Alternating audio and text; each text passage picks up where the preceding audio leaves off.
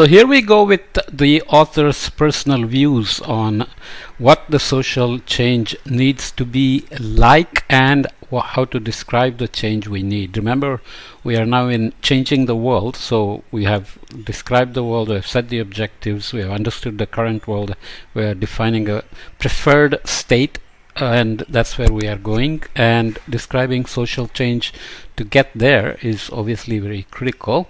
There are many definitions of the concept of social change, but it's generally including observable, enduring changes in the structure and or functioning of a social system that have significant effects on its future. They have to be systemic and shake the core of the functioning itself, sometimes referred to as transformational change. Social change is, in other words, emphasizing changes of society rather than merely changes in society. So changes of society rather than merely changes in society, though the latter may accumulate and cause the former. So if you keep changing within the society enough, you may reach a tipping point and turn over into a change of society. For instance, the legislation granting universal suffrage in Sweden was just one of the many changes in society that eventually resulted in substantial changes of a traditionally patriarchal society into one of the most gender equal countries in the world. That we'll see a prop in a minute. Though I want to emphasize that there is still much to be done. Social change is then the difference between various states of the same system succeeding each other in time. So you're just looking at time slices and saying, yes, we have become now very different than before, and hopefully for the better, right? So when you look at what's happening around the world now, you wonder if that's guaranteed in terms of becoming better and better with time. Approaching social change in relation to a system stipulates that it can stem from 5 main interrelated types of change. On the most basic level, there can be changes in the elements of the system, either by altering a composition through adding or removing elements, or the variables of existing elements. For instance, new people may arrive, ideas may change, infrastructure may be constructed, etc. So immigrant populations in many countries have changed the elements, the constitution, or the variables in terms of the electoral base, the preferred habitats, and so on and so forth. Second, there can be changes in dependencies between the elements of the system, such as new relationships with the newcomers that also affect already established dependencies, altered dependencies between previously discriminated and privileged groups, reduced dependency on firewood for cooking or heating with electrification, and so on. So if you wander around the West, lots of the dry cleaning businesses tend to be owned by Koreans.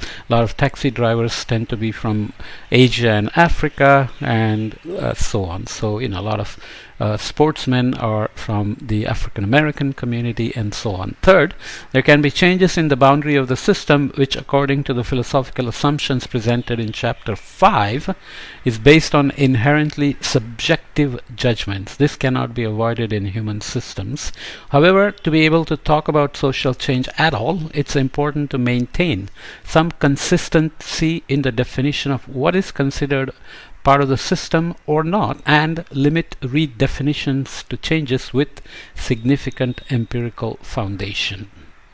Okay, it's kind of theoretical arguments, but let's read them anyway. These changes can have physical or environmental roots, like the incredibly rapid extension of mobile phone networks in Africa that is completely altering how communities are imagined, or they can also have social or cultural roots, such as the gradual extension of suffrage in many European countries from including only male landowners to all men to also include women. Finally, significant changes in the boundary of a system can also have political or economical roots, which are epitomized by the reunification of Germany, though there are many less grand examples around, such as municipal reforms, annexation of territories, etc. So this suffrage and giving women the right to vote sound so archaic and ancient, and yet you have many countries where women are still not allowed to drive, have to wear certain dress codes and so on and so forth. So depending on what social change is and what the community or the culture itself, sometimes related to religious practices, what they consider as social change for the good. Okay, so there is always a battle between what the women want, what the men want, and what the world is doing, and how the outside world affects the women, let's say in Afghanistan, for example, and so on. Changes in elements, dependencies, and boundary are all structural changes of the system. However, there can also be changes in the functions of specific parts of the system. For instance, newspapers may slide away from keeping the checks and balances of the powerful to supply celebrity gossip. A beautiful beach may go from being an open toilet to becoming main source of income for a community. Women may expand their function from childbearing and homemaking to various and hopefully soon all functions in society, etc. So all the way from US and the Hollywood actresses and women in the workforce are always talking about equal wage for equal pay for equal wage, equal work, equal pay, and so on and so forth. So we still have a long way to go. In short, the fourth type comprises change in function. Fifth and final type of change entails changes in the surrounding of the system, that is to say, changes outside the boundary of how the system is defined as such, which may still impact the system through transboundary relations briefly introduced in chapter 7. You can go back and look up. For example, the intensification of burning fossil fuel in industrializing Europe, causing climate change in the poorest regions of Africa, or the recent US Supreme mortgage crisis, US prime mortgage crisis, or mortgage, it's not supreme, I'm not sure that why supreme is used. The US mortgage crisis, or it was called the prime lending or whatever, that had repercussions for the Australian health system. So these are interlinked systems, dependencies that are global, and transboundary impacts are very easy now, even through cultures. So liberalization of women's culture in one neighboring country can begin to have impact on the country in consideration, as I mentioned, let's say Afghanistan. When looking at these 5 main types of changes, it's important to note that they are connected to each other in such a way that a change in one most often causes the other changes in the other. Consider, for instance, a generic example of a part of the Sahel region of Africa. The emission of greenhouse gases of the affluent countries is virtually certain to have an impact on the global climate, and it is very likely that it will further impact the Atlantic Ocean circulation, which actually has already happened and is pointed out to be one of the causes for extended droughts in Sahel, which were originally blamed on overgrazing by the nomadic pasture tribes, or nomadic pasteurizers, well, not pasteurizers, whatever. Such changes in ocean circulation has caused long-lasting dry and wet episodes in Sahel throughout history, but will undoubtedly be exacerbated by rising temperatures that may even cause the climate system to switch into a century-long drought mode. Although there has been a recent greening of the Sahel, frequent and prolonged droughts since the 1960s have caused massive migration. So this recovery of the rainfall is related to a combination of global warming and natural variability, which always happens. Livelihood patterns are being adapted, including diversification into small-scale businesses and trade.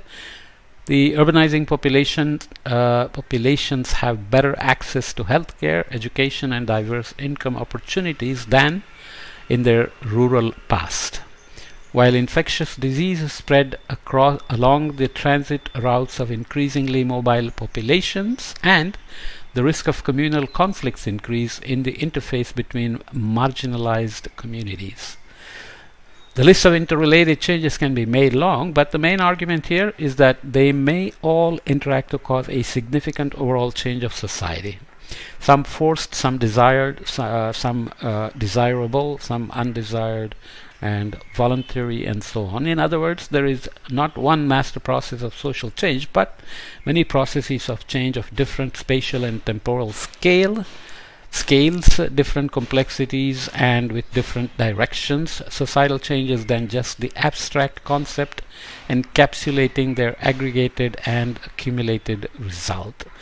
Just the technology evolution, scientific understanding, and availability of facilities and transportation, mobile phones, power, electricity, and so on begin to change the systems as well. Okay, so this is a bit long, so maybe I should leave this here and come back and leave again with this note. Social change is then just the abstract concept encapsulating their aggregated and accumulated result. So we'll come back and continue with the view on social change, even though the author is going to add his own view or prescription of how it should happen for safe, sustainable societies, or to get there.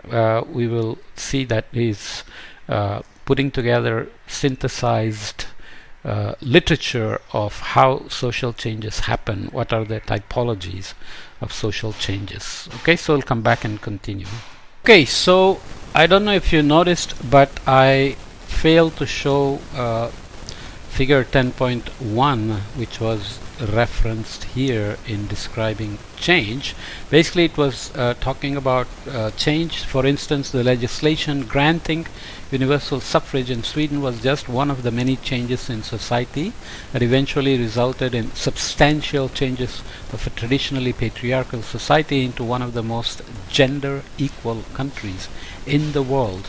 So as usual, the author uses a prop. So here is Stockholm in 1924 and 2009. You can see the building in the background, and you can see lots of changes around, and modern roads and bridges and train lines and so on and so forth. So this is a physical change and human environment change associated with it, not directly related to suffrage, but nonetheless the general shift towards a modern society as a whole left Stockholm now as one of the most cosmopolitan cities, one of the most expensive as well, and whether immigrants feel comfortable there or not is a separate question, but we are talking about how to describe social change.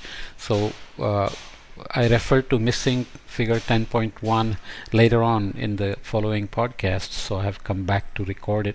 As you can see, I'm wearing a different shirt here, but nonetheless that should complete the beginning of describing social change, because I've split this section into 3 podcasts. Okay, see you in the next podcast.